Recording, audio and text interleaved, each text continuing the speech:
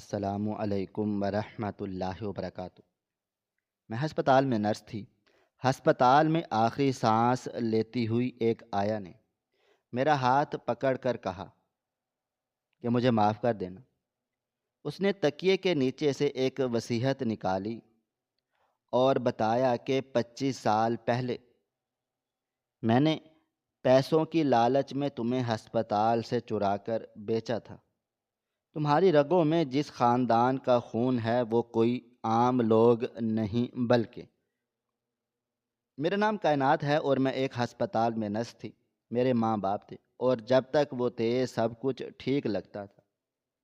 میں نے ہمیشہ سے نرس بننے کا شوق محسوس کیا تھا۔ شاید انسان اپنی تقدیر کو خود نہیں سمجھ پاتا، بس دل کی خواہش کسی خاص چیز کی سمت لے جاتی ہے۔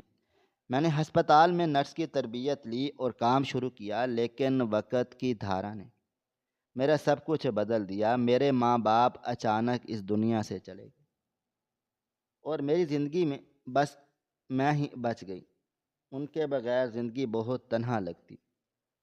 ہسپتال کا ماحول ایک طرف تو میرا سکون تھا اور دوسری طرف تنہائی بڑھا دیتا تھا۔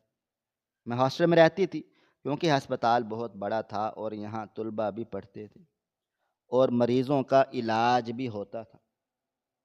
خوش قسمتی یہ تھی کہ ہاسٹل میں رہنے کے لیے مجھے الگ سے پیسے دینے کی ضرورت نہیں پڑتی تھی۔ ہاسٹل میں میرے ساتھ ایک عورت کام کرتی تھی جس کا نام اماں جمیلہ تھا۔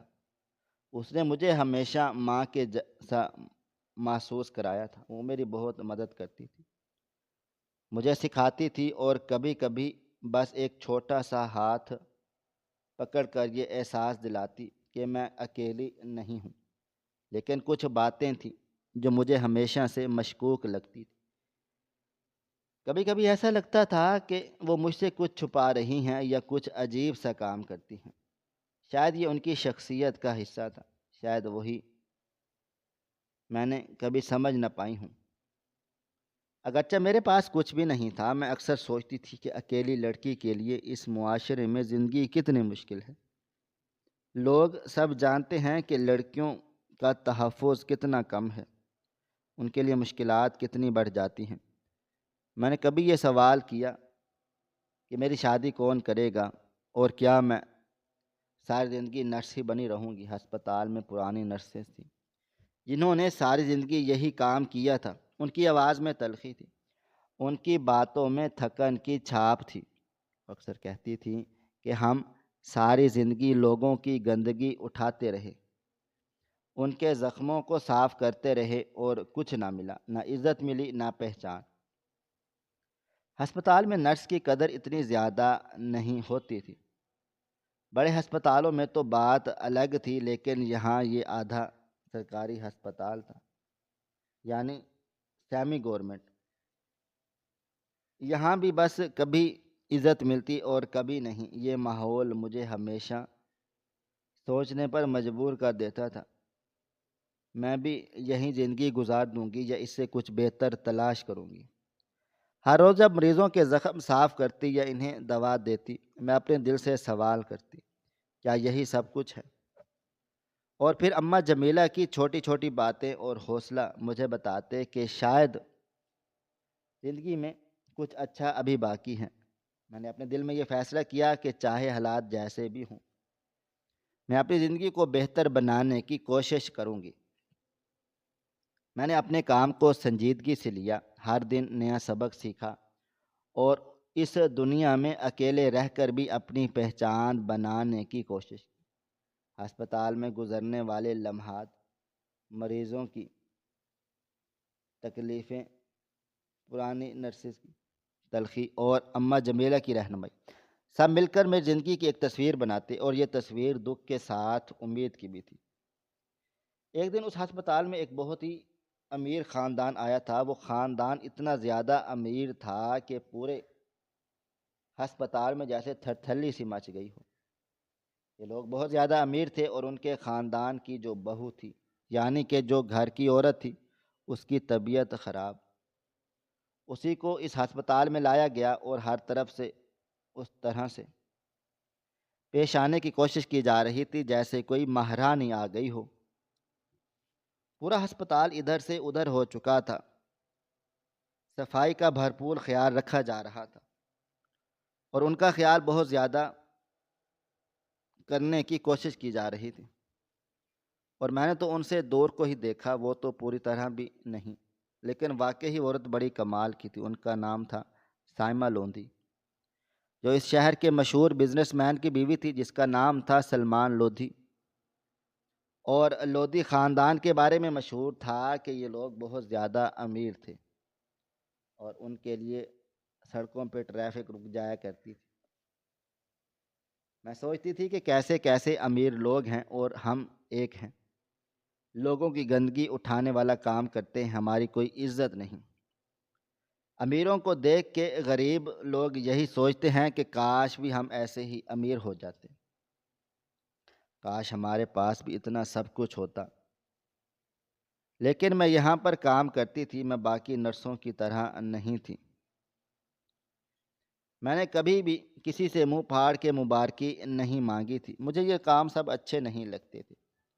میں بس کوشش کرتی تھی کہ اپنا فرض پورے طریقے سے نبھاؤں اور کسی کے آگے ہاتھ نہ پھیلاؤں۔ جب میں خود بیمار پڑتی تھی تو ایک اماں جمیلہ ہی تھی جو میری ذمہ داری کرتی تھی۔ وہ میرے سرہانے بیٹھ جاتی اور میرے لیے دوا دارو لاتی، وقت پر مجھے کھانا دیتی۔ اگر رات کو بخار بڑھ جاتا تو وہ پوری رات جاگتی رہتی۔ میں اکثر کمزوری میں ان کا ہاتھ پکڑ کر کہتی تھی کہ آپ بہت اچھی انسان ہیں۔ یہ سن کر وہ عجیب سی مسکراہٹ کے ساتھ کہتی تھی، نہیں، میں اچھی نہیں ہوں۔ میں ہمیشہ سوچتی تھی کہ وہ ایسا کیوں کہتی ہیں، کوئی انسان جو اتنا خیال رکھے وہ برا کیسے ہو سکتا ہے؟ لیکن اماں جمیلہ کی باتوں میں ایک عجیب سا بوجھ ہوتا تھا، جیسے وہ اپنے دل پر کوئی بوجھ اٹھائے ہوئے ہوں۔ خیر، ان کا بھی اس پوری دنیا میں کوئی بھی نہیں تھا، ہسپتال ہی ان کا گھر تھا اور یہی ان کی دنیا تھی۔ میں نے سن رکھا تھا کہ ان کا ایک بیٹا تھا، اس بیٹے کی تعلیم کے لیے انہوں نے بہت قربانیاں دی تھی۔ وہ اکثر خاموشی سے یہ باتیں بتاتی تھی، وہ کہتی تھی کہ میں نے دن رات محنت کی، پیسے جوڑے، اپنی خواہشات مار دیں، بس میں یہ چاہتی تھی کہ میرا بیٹا پڑھ لکھ جائے۔ انہوں نے بڑی مشکلوں سے پیسے جمع کیے اور پھر اسے باہر کے ملک بھیج دیا۔ ان کی ان باتوں میں ماں کی امید بھی ہوتی تھی اور فخر بھی، لیکن جب وہ بیٹا باہر کے ملک چلا گیا تو سب کچھ بدل گیا۔ اماں جمیلہ کی آواز اس وقت بھرا جاتی جب وہ یہ کہتی کہ اب وہ مجھے فون تک نہیں کرتا، نہ میرا فون اٹھاتا ہے۔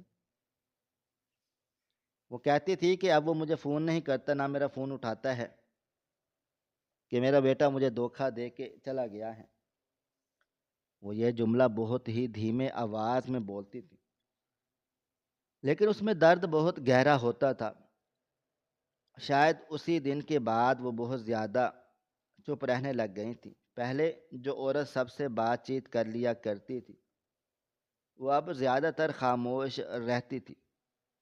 ان کی آنکھوں میں ہمیشہ تھکن نظر آتی تھی، اسی کے ساتھ وہ بہت زیادہ بیمار بھی رہنے لگ گئی تھی۔ آج کل تو ان کی طبیعت بہت سخت خراب تھی، چونکہ ہم ہسپتال میں تھے اس لیے ان کا علاج وہیں ہو جاتا تھا۔ ڈاکٹر دیکھ لیتے تھے، دوائیاں بدل بدل کر دی جاتی تھی، لیکن فی الحال ان پر کوئی بھی دوا اثر نہیں کر رہی تھی۔ یہ بات مجھے اندر ہی سے توڑ رہی تھی۔ میں جب بھی ان کے پاس جاتی تو وہ مجھے دیکھ کر بس اتنا کہتی کہ کائنات، فکر نہ کرو، لیکن میں جانتی تھی کہ وہ خود کتنی تکلیف میں ہیں۔ میں ان کے لیے بہت زیادہ پریشان تھی، بار بار میرا دل یہی سوچتا تھا اگر ان کو کچھ ہو گیا تو میں واقعی اکیلی ہو جاؤں گی۔ اس ہسپتال میں اماں جمیلہ کے علاوہ میرا کوئی بھی اپنا نہیں تھا، وہی میری ماں تھی، وہی میرا سہارا تھی۔ ان کی بیماری نے مجھے یہ احساس دلا دیا تھا کہ تنہائی کتنی خوفناک ہوتی ہے۔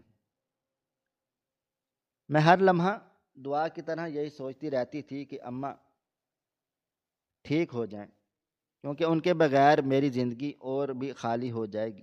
وہی ہوا جس کا مجھے ڈر تھا۔ اماں جمیلہ کے بارے میں پتہ چلا کہ ان کے پیٹ میں ٹیومر تھا، اور یہ بات سن کر میرے پاؤں کے نیچے سے زمین نکل گئی۔ ڈاکٹر بتا رہے تھے اگر وہ پہلے بتا دیتی تو ان کا آپریشن ہو سکتا تھا، شاید جان بھی بچ سکتی تھی، لیکن وہ آپریشن سے ڈرتی تھی۔ انہوں نے کسی کو کچھ نہیں بتایا۔ اب بہت دیر ہو چکی تھی، وہ اپنی آخری سانسیں لے چکی رہی تھی، پورا اسٹاف پریشان تھا۔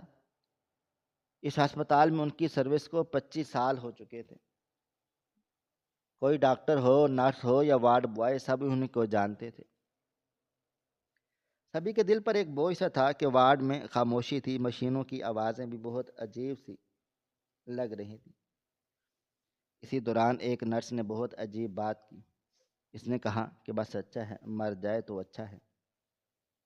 یہ سن کر میرا دل کانپ سا گیا۔ میں نے فوراً کہا ایسے کسی کے بارے میں نہیں کہتے۔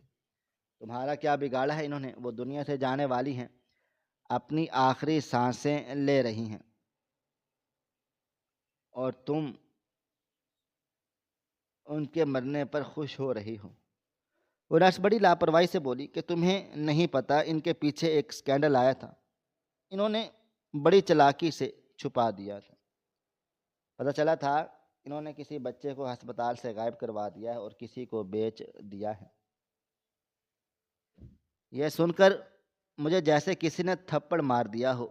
میں نے غصے میں کہا کہ یہ نہایت ہی فضول بات ہے، یہ جھوٹ ہے، ایسا بالکل نہیں ہو سکتا۔ اس نے کہا انہوں نے یہ بات بہت طریقے سے چھپائی تھی، لیکن میں اپنی آنکھوں سے دیکھ چکی ہوں۔ میں نے کہا اگر تم نے دیکھا تھا تو تم کیوں نہیں بولی؟ وہ کہنے لگی کہ بس میں نہیں بولی، میں چپ کر گئی تھی، یہ تو میرا احسان ہے۔ میں نے کہا اگر تم چپ رہی تھی تو اب کیوں بدنام کر رہی ہو؟ مجھے سمجھ نہیں آ رہی تھی کہ وہ نرس ایسی باتیں کیوں کر رہی ہے، اس کا مسئلہ کیا تھا؟ میں نے اس کی باتوں پر دھیان نہیں دیا تھا۔ میرے لیے اس وقت بس اماں جمیلہ اہم تھی۔ ڈاکٹر نے پہلے ہی کہہ دیا تھا کہ اماں جمیلہ رات نہیں گزاریں گی، لیکن اب 2 دن ہو چکے تھے، ان کی حالت واقعی ہی ایسی ہو گئی تھی کہ شاید زندگی سے زیادہ موت ہی ان کے لیے آرام دہ ثابت ہو سکتی تھی۔ اب تو ان کی سانسیں بھی بہت مشکل سے چل رہی تھیں۔ ڈاکٹر نے مجھے الگ لے جا کر کہا کہ اب بس 2-4 گھنٹے کا کھیل تماشا ہے۔ یہ باتیں سن کر میری آنکھوں سے آنسو نکل آئے تھے۔ میں یہی سوچ رہی تھی کہ کیسا بدقسمت بیٹا ہے، یہاں اس کی ماں اپنی آخری سانسیں لے رہی ہے اور وہ آج بھی فون نہیں اٹھا رہا۔ اسی حالت میں اماں جمیلہ نے مجھے اپنے پاس بلایا، بڑی مشکلوں سے بولی۔ انہوں نے کہا کہ میرے کمرے میں تکیے کے نیچے ایک لفافہ پڑا ہے، جا کر تم اٹھا لو۔ میں نے پوچھا اس میں کیا ہے؟ وہ بس اتنا بولی کہ جا کر اٹھا لو۔ میں کمرے میں گئی، تکیے کے نیچے جو چیز تھی وہ لفافہ نہیں تھا بلکہ ایک موٹا سا پیکٹ تھا۔ میں نے اسے اٹھا لیا اور اپنے پاس رکھ لیا۔ جب میں واپس آئی تو انہوں نے پھر کہا کہ اسے سنبھال کے رکھنا۔ میں نے ہاں میں سر ہلا دیا۔ وہ بار بار مجھ سے کہہ رہی تھی کہ جا کر میرے بیٹے کو فون کرو، بس فون پر ہی میری بات کروا دو۔ میں نے بہت کوشش کی، بار بار نمبر ملایا، انٹرنیشنل کال ملانا آسان نہیں تھا، لیکن میں کوشش کرتی رہی، فون پھر بھی نہیں اٹھا۔ شاید یہی اماں جمیلہ کا انجام تھا، تنہا خاموش بیٹے کی ایک آواز سنے بغیر۔ لیکن مجھے اس وقت یہ بالکل اندازہ نہیں تھا کہ اماں جمیلہ کا یہ انجام میری پوری زندگی بدل کر رکھ دے گا۔ وہ بالکل اس دنیا سے جانے والی تھیں، ان کی سانسیں ٹوٹ ٹوٹ کر چل رہی تھیں۔ اچانک انہیں بہت تیز کھانسی آنے لگی۔ میں فوراً سے آگے بڑھی تاکہ میں انہیں سنبھال سکوں۔ اسی لمحے انہوں نے پوری طاقت سے میرا ہاتھ پکڑ لیا۔ ان کی گرفت اتنی مضبوط تھی کہ مجھے حیرت ہوئی کہ اس کمزور جسم میں اتنی طاقت کہاں سے آ گئی۔ ان کی آنکھیں میری آنکھوں میں کتنی جمی ہوئی تھی، ہونٹ کانپ رہے تھے۔ بڑی مشکلوں سے بولی مجھے معاف کر دینا کائنات، میرا دل زور زور سے دھڑکنے لگا۔ میں نے گھبرا کر کہا، آپ مجھ سے معافی کیوں مانگ رہی ہیں؟ آپ نے میرا کیا بگاڑا ہے؟ آپ نے تو ہمیشہ میرا ساتھ دیا۔ وہ ہلکی سی سانس لے کر بولی، ساتھ اس لیے دیا کیونکہ دل میں احساس گناہ تھا۔ یہ سن کر میں ساکت رہ گئی۔ انہوں نے آگے کہا، تم کیا ہو سکتی تھی اور تم کیا بنی رہی؟ میں نے حیرانی سے کہا، یہ کیا بات ہے؟ مجھے کچھ سمجھ نہیں آ رہی۔ وہ بولے، وہ لفافہ تمہیں دیکھنا سب کچھ پتہ چل جائے گا۔ پھر وہ بار بار مجھ سے معافی مانگنے لگی۔ ان کی آواز میں رونا تھا۔ وہ کہہ رہی تھی کہ میں نے تمہارے ساتھ برا کیا، اس لیے اللہ تعالیٰ نے مجھ سے میری اولاد کو دور کر دیا، ورنہ آج میں مرنے سے پہلے اپنے بیٹے کو دیکھ ہی لیتی۔ اس لمحے میرے دل میں ایک عجیب سا خوف اتر گیا۔ پہلے مجھے لگا شاید مرنے سے پہلے وہ گھبرا گئی ہیں، شاید ان کا دل و دماغ جواب دے گیا ہے، شاید وہ بے ربط باتیں کر رہی ہیں۔ لیکن پھر مجھے وہ بات یاد آئی جو لوگ کہتے ہیں کہ مرتے وقت انسان وہی بات کرتا ہے جو اس کے دل میں زیادہ بھری ہوتی ہے۔ اس وقت انسان کو پتہ ہوتا ہے کہ اب وہ دنیا سے جانے والا ہے۔ اس وقت کہے گئے الفاظ انسان کی پوری زندگی کا نچوڑ ہوتے ہیں، اور اماں جمیلہ کی زندگی کا نچوڑ یہ تھا کہ وہ مجھ سے معافی مانگ رہی تھی۔ لیکن انہوں نے میرے ساتھ کیا کیا تھا، یہ سوال مجھے اندر ہی اندر کھائے جا رہا تھا۔ میں گھبرا گئی۔ میرا دل چاہا میں کس طرح ان کو بچا لوں۔ میں اسی پریشانی میں دوڑتی ہوئی ڈاکٹر کے پاس چلی گئی، حالانکہ ڈاکٹر پہلے ہی کہہ چکا تھا کہ اب بس کچھ بھی نہیں ہو سکتا۔ پھر بھی میں ڈاکٹر کی طرف بھاگی کہ شاید کچھ معجزہ ہو جائے، شاید وہ بچ جائے۔ لیکن جب میں واپس آئی تو ایک نرس نے میرا راستہ روک لیا۔ اس کے چہرے پر سنجیدگی تھی۔ اس نے آہستہ سے کہا، کائنات، اماں جمیلہ دم توڑ چکی ہیں، وہ اس دنیا سے جا چکی ہیں۔ یہ سن کر میری ٹانگوں میں جیسے جان ہی نہیں رہی تھی۔ میری آنکھوں سے آنسو بہنے لگے، دل خالی خالی ہو گیا۔ وارڈن میں خاموشی چھا گئی۔ باقی لوگ بھی پریشان تھے، سب جانتے تھے ان کا کوئی نہیں۔ یہ سوال بھی سب کے ذہن میں تھا، ان کا کفن دفن کون کرے گا؟ پھر سر نے فیصلہ کیا کہ 1 مہینے تک ان کو سرد خانے میں رکھا جائے گا، شاید ان کا بیٹا آ جائے، اس کے بعد انہیں دفنا دیا جائے گا۔ ہم سب نے خاموشی سے سر ہلا دیا اور اماں جمیلہ سرد خانے میں چلے گئی، اور میری زندگی جیسے وہیں منجمد ہو گئی۔ ہسپتال کی راہداری وہی تھی، وہی وارڈ وہی تھے، لوگ وہی تھے، لیکن میرے لیے سب کچھ بدل چکا تھا۔ میں 2-3 دن تک مسلسل روتی رہی، آنسو رکنے کا نام نہیں لے رہے تھے۔ سب لوگ مجھے تسلیاں دیتے تھے، میرے حصے کا کام بھی دوسرے لوگ کر رہے تھے۔ کوئی مجھے پانی دیتا تو کوئی کہتا خود کو سنبھالو۔ کچھ دن کے بعد میں نے خود کو زبردستی سنبھالا، لیکن دل کے اندر ایک خاموش طوفان چل رہا تھا۔ اماں جمیلہ کی آخری باتیں میرے کانوں میں گونج رہی تھیں، وہ معافی، وہ لفافہ، وہ راز۔ مجھے معلوم نہیں تھا یہ سب کیا ہے، لیکن اتنا ضرور جانتی تھی کہ اب میری زندگی کبھی پہلے کے جیسی نہیں رہے گی۔ رات کے وقت جب میں سونے کے لیے لیٹی تو بار بار اماں جمیلہ کا چہرہ میری آنکھوں کے سامنے آ رہا تھا۔ دل بے چین تھا، آنکھیں بند کرتی تو ان کی آخری باتیں سنائی دیتی۔ اچانک مجھے اس لفافے کا خیال آ گیا جو انہوں نے مجھے دیا تھا۔ میں فوراً سے اٹھ بیٹھی، دل زور زور سے دھڑک رہا تھا۔ میں نے الماری سے وہ لفافہ نکالا اور آہستہ آہستہ کھولا۔ لفافہ کھلتے ہی میں حیران رہ گئی، اس کے اندر پیسے تھے۔ میں نے گنے تو تقریباً 60,000 روپے تھے۔ مجھے فوراً اندازہ ہو گیا کہ یہ اماں جمیلہ کی زندگی بھر کی کمائی ہوگی۔ ایک نرس کی اتنی ہی جمع پونجی ہو سکتی تھی، اور اس کے ساتھ ہی ایک سونے کی انگوٹھی تھی اور ایک سونے کی چین بھی۔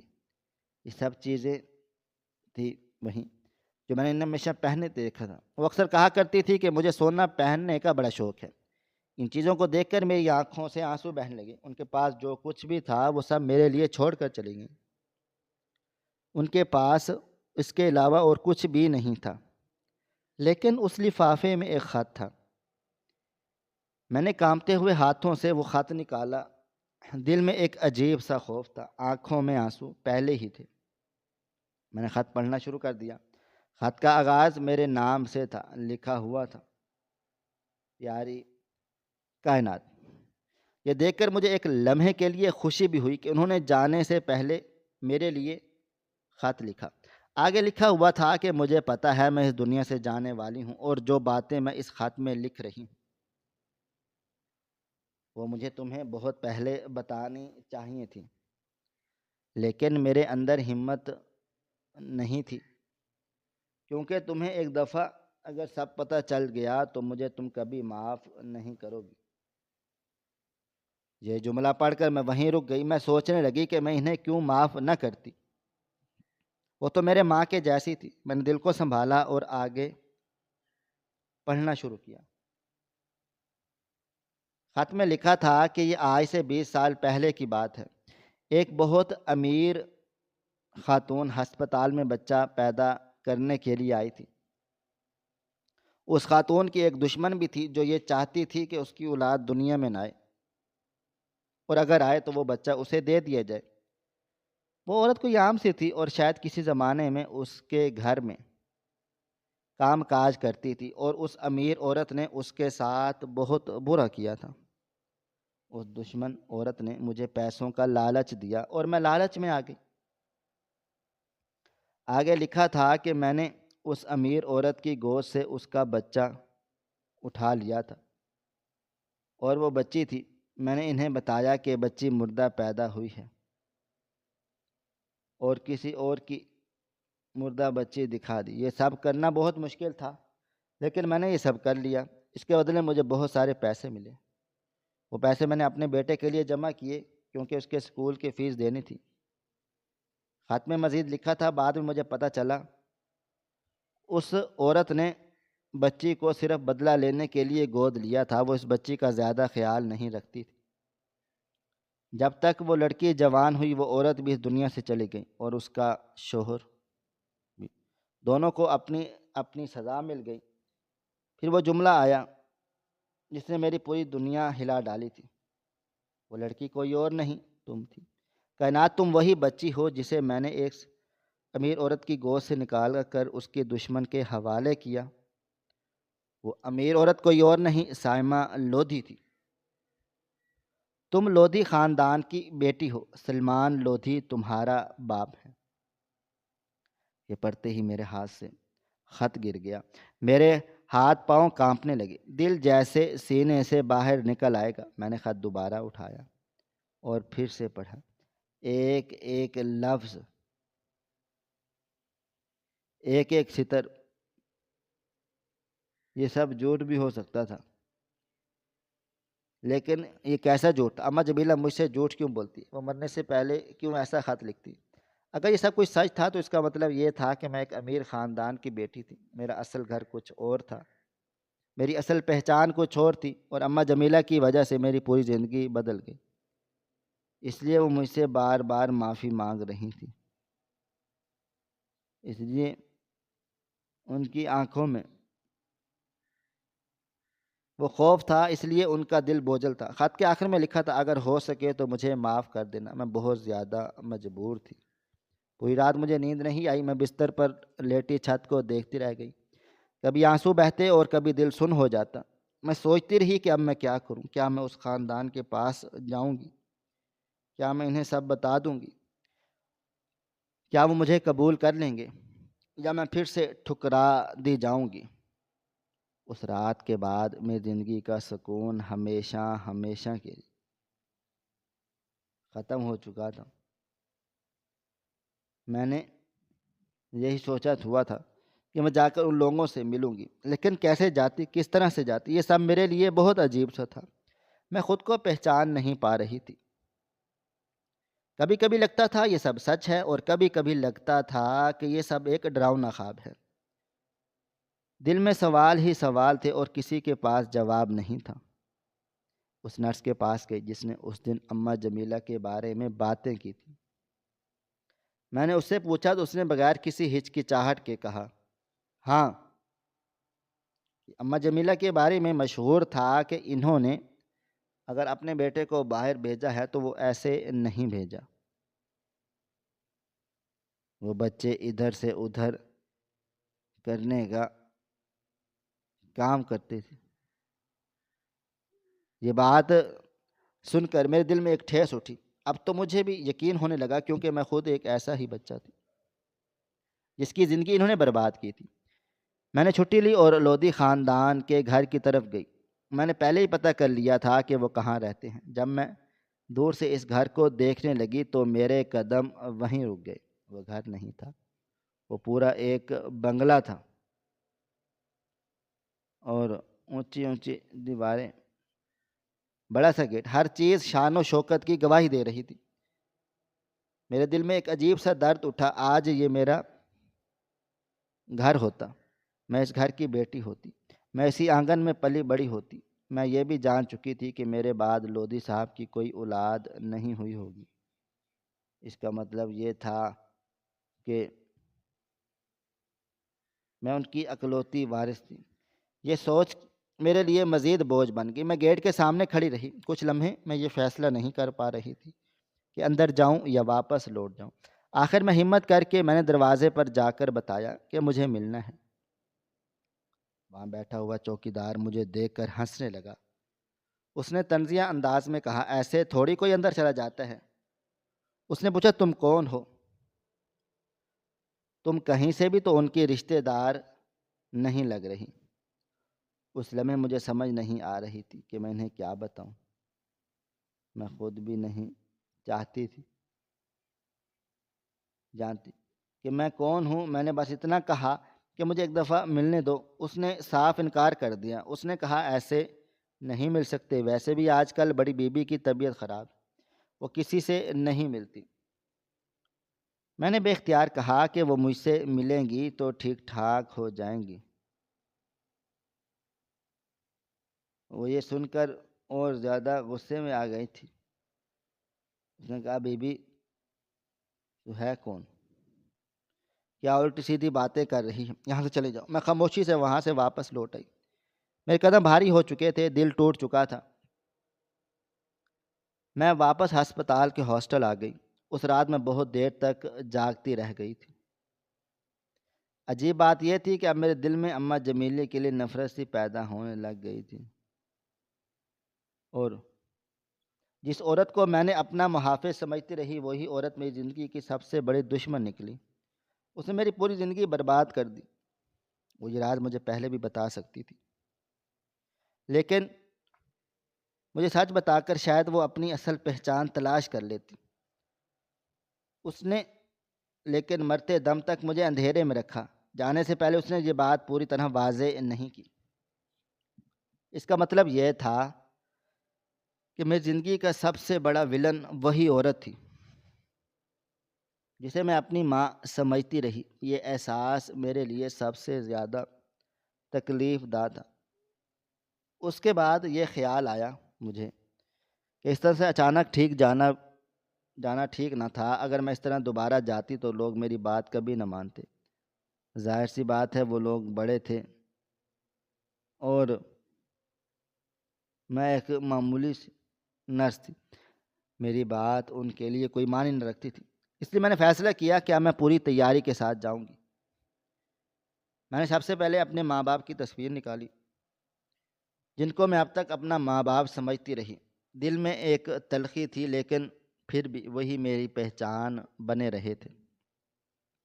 وہ میرے لیے اچھے نہیں تھے، لیکن برا بھی نہیں کیا تھا۔ خیر، میں نے ان کی تصویر اپنے ساتھ رکھ لی۔ اس کے بعد میں نے ہسپتال سے اپنا بلڈ ٹیسٹ کروایا تھا۔ میرا دل ڈر رہا تھا اور مطمئن بھی تھا، کیونکہ میں جانتی تھی کہ میں جھوٹ نہیں بول رہی۔ میں نے اماں جمیلہ کا خط بھی سنبھال کر رکھ لیا تھا۔ اماں جمیلہ کی تصویر بھی میرے پاس تھی۔ سب کچھ اکٹھا کر کے میں نے خود کو مضبوط کیا اور دوبارہ لودھی خاندان کے گھر کی طرف روانہ ہو گئی۔ اس دفعہ میں کمزور نہیں تھی، اس دفعہ میرے پاس سچ تھا۔ جب میں وہاں دوبارہ پہنچی اور چوکی دار سے کہا کہ مجھے اندر جانا ہے، تو پھر وہ بدتمیزی دوبارہ سے کرنے لگا۔ وہی طنز، وہی حقارت۔ اسی لمحے ایک بڑی گاڑی آ کر گیٹ پر رکی۔ وہ سلمان لودھی کی گاڑی تھی۔ وہ گاڑی سے اترے اور پوچھنے لگے کیا بات ہے؟ میں نے فوراً سے کہا کہ مجھے بہت ضروری بات کرنی ہے، یہ بات آپ کے اور میرے مستقبل سے جڑی ہوئی ہے۔ وہ لمحہ بھر کو چونک گئے تھے۔ انہوں نے چوکی دار کو ڈانٹا تھا اور کہا کہ اسے اندر آنے دو۔ مجھے ڈرائنگ روم میں بٹھا دیا گیا، میرے لیے پانی بھجوایا گیا۔ میرا دل بہت تیزی سے دھڑک رہا تھا۔ تھوڑی دیر کے بعد وہ خود آ کر میرے سامنے بیٹھ گئے تھے۔ میں نے پوچھا کہ آپ کی بیوی کہاں ہے؟ انہوں نے کہا کہ ان کی طبیعت خراب ہے۔ یہ سنتے ہی میرے دل میں ایک عجیب سی کیفیت پیدا ہوئی۔ جس شخص کے سامنے میں بیٹھی تھی وہ میرا باپ تھا۔ یہ سوچ آتے ہی میری آنکھوں میں آنسو آ گئے تھے۔ انہوں نے میرے آنسو دیکھے تو فوراً سے نرم لہجے میں کہا کہ کیا بات ہے بیٹی؟ یہ لفظ سنتے ہی میرا دل جیسے ہل کر رہ گیا تھا۔ انہوں نے سمجھا کہ شاید میں کسی مدد کے لیے آئی ہوں۔ انہوں نے کہا کہ اگر پیسوں کی ضرورت ہے یا شادی یا جہیز کا مسئلہ ہے تو ہم تمہاری مدد کریں گے۔ میں نے بہت ہمت جمع کی اور ان کو پوری کہانی سنا دی، ایک بات، ایک ایک حقیقت۔ میں نے اماں جمیلہ کا خط ان کے سامنے رکھ دیا، تصویریں دکھائیں، بلڈ ٹیسٹ کی رپورٹ بھی سامنے رکھ دی،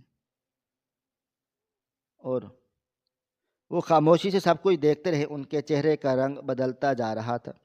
انہوں نے کہا جو کہانی تم سنا رہی ہو وہ عجیب ضرور ہے، لیکن باتیں کچھ ملتی ہیں۔ انہوں نے کہا کہ آج سے 20-25 سال پہلے ہماری واقعی اولاد ہونے والی تھی۔ ہمیں اسی اسپتال میں بتایا گیا تھا کہ بچہ اس دنیا میں نہیں رہا، ہم لوگ ٹوٹ گئے تھے۔ انہوں نے اماں جمیلہ کی تصویر کو غور سے دیکھا اور کہا یہ عورت ہمیں یاد نہیں، ہمیں یاد نہیں کہ اس وقت کوئی عورت ایسی وہاں پر تھی یا نہیں۔ پھر انہوں نے دوسری عورت کی تصویر دیکھی، ان کا چہرہ سخت ہو گیا۔ انہوں نے کہا کہ یہ عورت ہمارے گھر میں کام کرتی تھی، کھانا بناتی تھی۔ ایک دن میری بیوی نے اسے ذلیل و رسوا کر کے باہر کو نکال دیا تھا، اور شاید اسی نے بدلہ لینے کے لیے سب کچھ کیا۔ وہ بہت زیادہ خوش بھی تھے اور ڈرے ہوئے بھی۔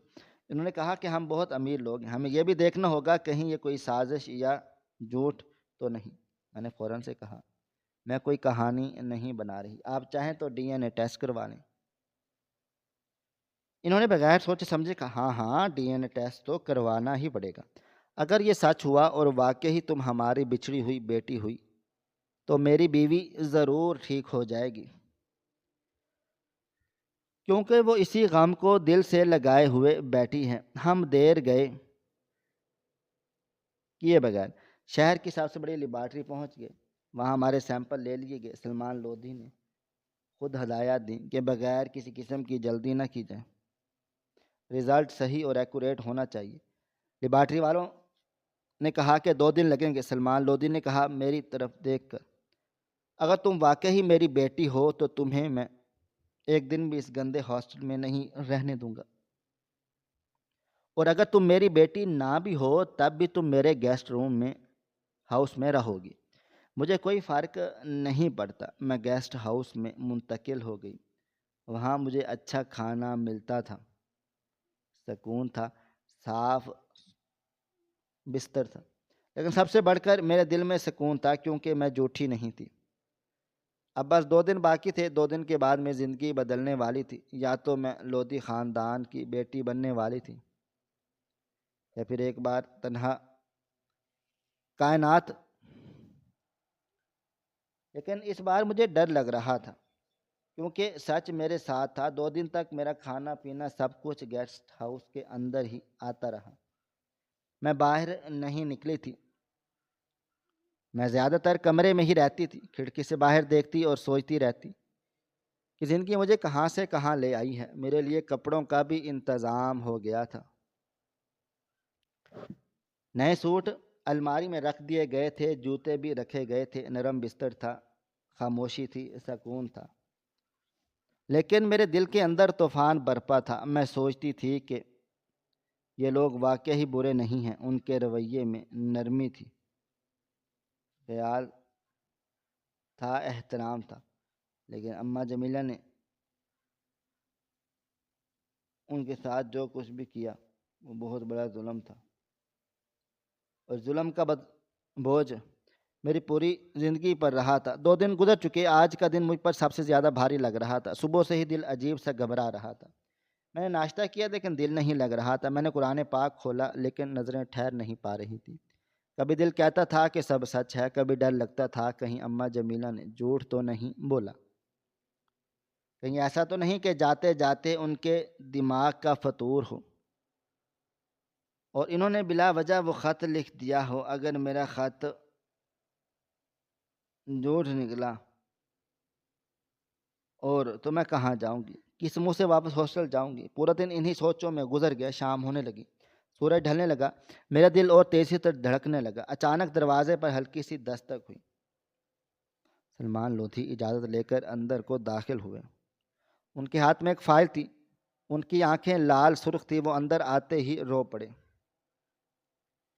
یہ منظر دیکھ کر میرا دل دہل گیا۔ انہوں نے کپ کپاتی ہوئی آواز میں کہا، تم ہماری بیٹی ہو، میری بیٹی ہو، تم اس خاندان کی اکلوتی وارث ہو، شکر ہے تم ہمیں مل گئی۔ یہ بہت بڑا معجزہ ہے۔ یہ سنتے ہی میرے آنسو بہنے لگ گئے۔ میں خود کو سنبھال نہیں پا رہی تھی، لیکن عجیب بات یہ تھی کہ مجھے فوراً یہ احساس نہیں ہو رہا تھا کہ واقعی میرے بابا ہیں۔ شاید اس لیے کہ میں نے ان کا ساتھ بچپن میں نہیں گزارا تھا، میں نے ان کی انگلی پکڑ کر چلنا نہیں سیکھا تھا، ان کی گود میں سر رکھ کر نیند کی گولی نہیں لی تھی۔ لیکن اس سب کے باوجود دل کے کسی کونے میں ایک اپنائیت جاگ اٹھی تھی، جیسے کوئی ٹوٹا ہوا رشتہ دوبارہ جڑ گیا ہو۔ انہوں نے کہا، یہ خوشخبری میں تمہاری ماں کو سنا دی ہے، وہ تم سے ملنے کے لیے بے چین ہے، بے قرار ہے۔ میں ان کے ساتھ کمرے کی طرف گئی۔ جیسے میں اندر داخل ہوئی وہ بستر پر بیٹھی ہوئی تھی۔ ان کا چہرہ کمزور تھا لیکن آنکھوں میں روشنی تھی۔ مجھے دیکھتے ہی وہ رو پڑی اور اٹھ کر مجھے گلے سے لگا لیا۔ وہ بار بار میرا ماتھا چوم رہی تھی، میرا چہرہ چھو رہی تھی، جیسے ڈر ہو کہیں میں خواب میں نہ ہوں۔ وہ خوشی سے کہنے لگی، اب میں کھانا بھی کھاؤں گی۔ میرے بابا جان نے بتایا تھا کہ 2 دن سے کچھ بھی نہیں کھا رہی، لیکن آج انہوں نے خود کھانا مانگا ہے۔ ہم تینوں ہی ایک ساتھ بیٹھیں گے۔ یہ میری زندگی کا سب سے پہلے موقع تھا جب میں اپنے ماں باپ کے ساتھ ایک ہی دسترخوان پر بیٹھی تھی۔ اس لمحے مجھے محسوس ہوا میری زندگی واقعہ بدل چکی ہے۔ میرے ماں باپ میرے ساتھ وہ سارے لاڈ پیار کرنے کی کوشش کر رہے تھے جو انہوں نے 20 سال 25 سالوں میں نہ کیے۔ کچھ دیر کے بعد انہوں نے پوچھا کہ وہ عورت کہاں ہے جس نے ہمارے ساتھ اتنا بڑا ظلم کیا، زیادتی کی۔ میں نے آہستہ سے کہا کہ وہ دونوں اس دنیا سے جا چکی ہیں۔ میری ماں خاموش ہو گئی۔ پھر انہوں نے کہا، تم اس ہسپتال میں نرس کا کام کرتی رہی ہو، جس ہسپتال میں ہماری بیٹی نرس ہو سکتی ہے، یہ ہم سوچ بھی نہیں سکتے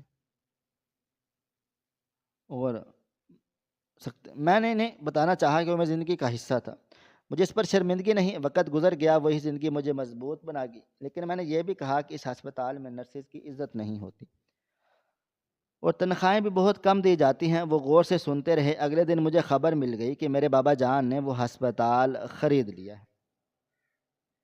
انہوں نے مجھے بلا کر کہا، اب تم بتاؤ نرسز کو کتنی تنخواہ دی جائے؟ میں نے بغیر سوچے کہا کہ کم از کم 1 لاکھ روپیہ ہونی چاہیے۔ انہوں نے کہا فوراً سے، ٹھیک ہے۔ میں جب دوبارہ ہسپتال چلی گئی تو وہاں کا منظر بدلا ہوا تھا۔ سب کو میری کہانی معلوم ہو چکی تھی۔ میرا استقبال ایسے ہوا جیسے میں کوئی شہزادی ہوں۔ ہر آنکھ میں خوشی تھی۔ سب نرسز کہہ رہی تھی کہ تمہاری زندگی بدلی اور تم نے ہماری زندگی بھی بدل دی۔ 1 लाख روپے تنخواہ کے بارے میں ہم لوگ سوچ بھی نہیں سکتے تھے۔ میں نے سب کو اپنی کہانی بتائی، لیکن ساتھ یہ بھی کہا کہ اس ہسپتال میں دوبارہ کسی بچے کے ساتھ ایسا نہیں ہونا چاہیے۔ میرے بابا جان نے وعدہ کیا کہ ایسا کبھی بھی نہیں ہونے دیں گے، اور اس دن مجھے محسوس کیا کہ میرا ماضی کتنا تلخ تھا، لیکن میرا حال اور مستقبل ایک نئی روشنی سے بھر چکا تھا۔ یہ اختتام نہیں تھا بلکہ ایک نئی شروعات تھی۔ اگلا حصہ ابھی باقی تھا۔ اماں جمیلہ کا بیٹا ان کے لیے نہیں آیا اور مہینہ یوں ہی گزر گیا۔ اب ان کی میت کو مٹی کے حوالے کر دیا گیا۔ میں نے اپنے بابا جان سے کہا کہ یہ کام عزت کے ساتھ کیا جائے، گو کہ اماں جمیلہ نے ہمارے خاندان کو بڑا نقصان پہنچایا تھا، لیکن بڑے لوگ واقعی ہی بڑے ظرف والے ہوتے ہیں۔ بابا جان نے عزت کے ساتھ کفن دفن کا انتظام خود ہی کروایا تھا۔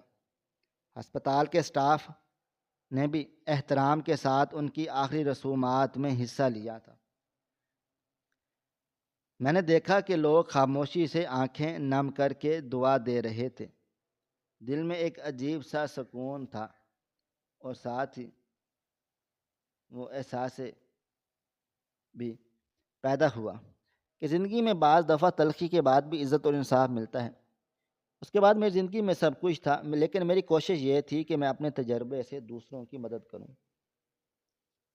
کیونکہ میں نے اپنی زندگی کے 20 سال غریب بن کے گزارے تھے۔ مجھے معلوم تھا کہ غریبوں کی زندگی کیسی ہوتی ہے۔ میں جانتی تھی کہ ان کے لیے ایک چھوٹا سا موقع بھی کتنا بڑا فرق ڈال سکتا ہے۔ میری گفتگو میں وہ سارا تجربہ جھلکتا تھا جو میں نے اپنے بچپن اور جوانی میں دیکھا تھا۔ اگر میں اسی گھر میں بچپن سے پلی بڑی ہوتی تو شاید اندر کا یہ احساس نہ ہوتا۔ میں شاید ایک بگڑی ہوئی اولاد ہوتی، اکلوتی بیٹی جس سے بس حسن اور دولت کا شوق ہو، لیکن میں نہ زمانہ ساز انسان تھی۔ یہی وجہ تھی کہ میں نے اپنے باپ کا کاروبار سنبھالا۔ میں زیادہ پڑھی لکھی تو نہیں تھی، لیکن میرے پاس زندگی کا بہت بڑا تجربہ تھا۔ ہر مسئلے کو سمجھنے اور سنبھالنے کی طاقت تھی۔ میرے باپ کو بھی مجھ سے متاثر ہو رہے تھے۔ وہ اکثر میری محنت اور ہوشیاری دیکھ کر کہتے کہ واقعی تم نے گھر کا نام روشن کر دیا ہے۔ میں بہت زیادہ خوش کہ میں اپنے ماں باپ کی محبت کا مزہ اٹھا رہی تھی۔ ان کی محبت، ان کی نصیحت اور ان کی رہنمائی نے مجھے ہر کام میں مضبوط بنا ڈالا تھا۔ لیکن میں نے صرف اپنے لیے نہیں سوچا، میں نے ان سب کے لیے بھی سوچا جو میرے ساتھ تھے۔ میں نے اپنے پاس جتنے بھی لوگ تھے ان کی زندگی بدلنے کی، انہیں بہتر بنانے کی کوشش کی، انہیں موقع دیا کہ اپنی محنت اور لگن کے ساتھ ترقی کریں۔ وہ ہسپتال جو پہلے ایک عام سا نیم سرکاری ہسپتال ادارہ تھا، اب ایک ماڈل ہسپتال بن چکا تھا۔ میرے باپ نے اسے خرید کر میرے حوالے کیا۔ میں وہاں کی انچارج بن چکی تھی۔ مالک تو ویسے بھی تھی، لیکن روزمرہ کے کام، انتظامات اور ہر چیز کی نگرانی میں خود کر رہی تھی۔ اگر کہیں کوئی دھاندلی ہو رہی تھی، کوئی گھپلا ہو رہا تھا یا کوئی اپنا کام ٹھیک سے نہیں کر رہا تھا، میں فوراً سے نوٹس لیتی۔ میں کسی بھی کمزوری کو نظر انداز نہیں کر سکتی تھی۔ میری سختی اور انصاف پسندی نے ہسپتال کے ماحول کو بدل دیا تھا۔ عملہ محنتی ہو گیا تھا۔ لوگ اپنے اپنے گھروں میں کام میں ایمانداری سے لگنے لگے۔ صفائی، نظم و ضبط اور دیکھ بھال کی معیار بڑھ گئی۔ لوگ شہر کے دوسرے ہسپتالوں کے مقابلے میں ہمارے ہسپتال کی تعریفیں کرنے لگے، کہتے کہ یہاں ماحول بالکل مختلف ہے، اسٹاف کی تربیت بہتر ہے، مریضوں کے ساتھ رویہ محبت بھرا ہے۔ ہر جگہ تعریفیں گونجنے لگی۔ میری خوشی کا کوئی ٹھکانہ نہ تھا۔ وہ ہسپتال جہاں میں نے 4-5 سال پسی ہوئی مخلوق کی طرح گزارے تھے، اب میری ملکیت میں تھا۔ میں مالک بھی تھی اور انچارج بھی۔ میں نے ہر چیز کو اس طرح سے سنبھالا تھا کہ کوئی کمی کوتاہی نہ رہے۔ میں دیکھ رہی تھی کہ میری محنت اور تجربے کا پھل سب کے سامنے آ رہا ہے۔ ہر نرس اور عملہ میری رہنمائی میں بہتری لا رہا تھا۔ میں ہر چھوٹی بڑی بات میں ان کی رہنمائی کرتی، ان کے مسائل سنتی، ان کے دل کی بات کو سمجھتی۔ میرے والدین بھی میری محنت کو دیکھ کر خوش تھے۔ اکثر کہتے کہ واقعی تم نے سب کچھ بدل دیا، تمہارے آنے سے نہ صرف یہ ہسپتال بلکہ لوگوں کے دل بھی بدل گئے ہیں۔ اور میں نے صرف یہ محسوس کرتی تھی کہ میرا ماضی جو کھٹن تھا اب میری طاقت بن گیا۔ ہر تلخی، ہر صدمہ، ہر مشکل نے مجھے مضبوط بنا ڈالا۔ میں ہسپتال میں نرسز کی تنخواہیں بڑھائیں۔ پہلے جو لوگ کم تنخواہ میں محنت کر رہے تھے اب انہیں معیار کے مطابق ادائیگی ملنے لگی۔ میں نے ہر نرس کی محنت کی قدر کی، کبھی کسی کے ساتھ ناانصافی نہیں ہونے دی۔ میں نے ان کے لیے بہتر ماحول بنایا۔ ہر نرس اب دل سے کام کرنے لگی، وہ خوش تھی، مطمئن تھی اور اپنی زندگی میں خود کو محفوظ محسوس کر رہی تھی۔ میں نے یہ بھی سوچا کہ اگر اماں جمیلہ کی وجہ سے میری زندگی برباد ہو سکتی تھی تو اب میں اسے اپنی محنت اور ہمت سے بہتر بنا سکتی ہوں۔ میں نے اس ہسپتال کو شہر کا ماڈل ہسپتال بنا دیا۔ جہاں پہلے کوئی کسی کی عزت نہیں کرتا تھا وہاں اب سب کی عزت کی جاتی تھی۔ جہاں پہلے عملے کی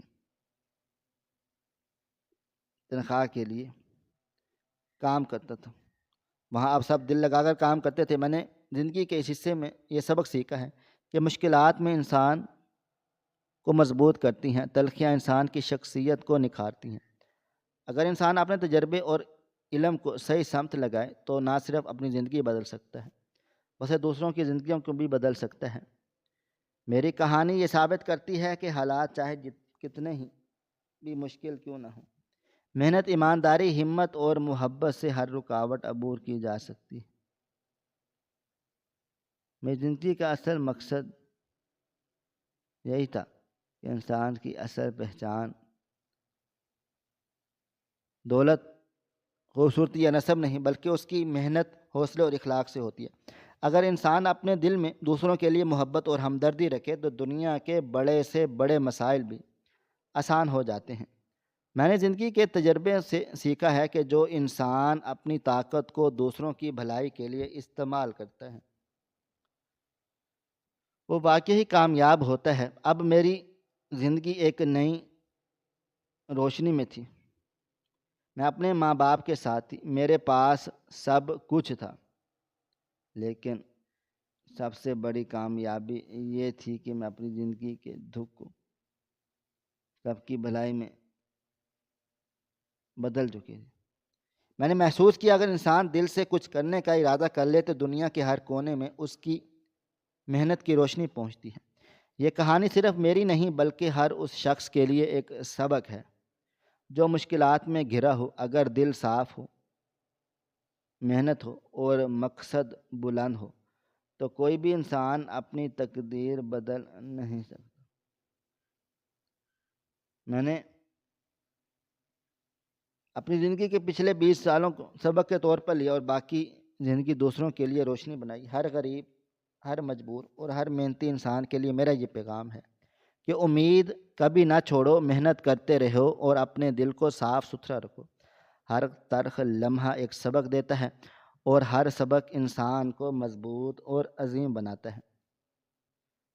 میری کہانی کا اختتام یہی ہے کہ مشکلات اور تلخیوں سے ڈرنا نہیں چاہیے۔ انسان کی اصل پہچان اس کی محبت، محنت اور اخلاق ہے۔ اگر یہ تین چیزیں کسی کے دل میں ہیں تو وہ اپنی تقدیر بھی بدل سکتا ہے اور دوسروں کی زندگی بھی روشن کر سکتا ہے۔ دیکھا جائے تو میرے ساتھ جو کچھ ہوا وہ ہمارے معاشرے کا ایک بہت بڑا مسئلہ ہے۔ ہسپتالوں میں یہ کام ہوتا رہتا ہے اور بچوں کی زندگی داؤ پر لگ جاتی ہے۔ اکثر امیروں کے لڑکے اور یہ اٹھائے جاتے ہیں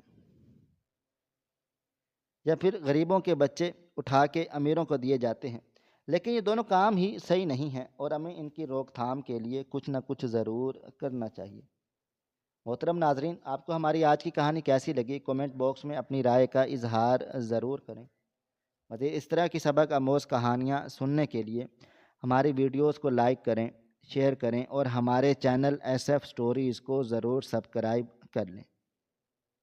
ملتے ہیں کل ایک نئی اور دلچسپ کہانی کے ساتھ، تب تک اپنا ڈھیر سارا خیال رکھیے گا۔ اللہ حافظ۔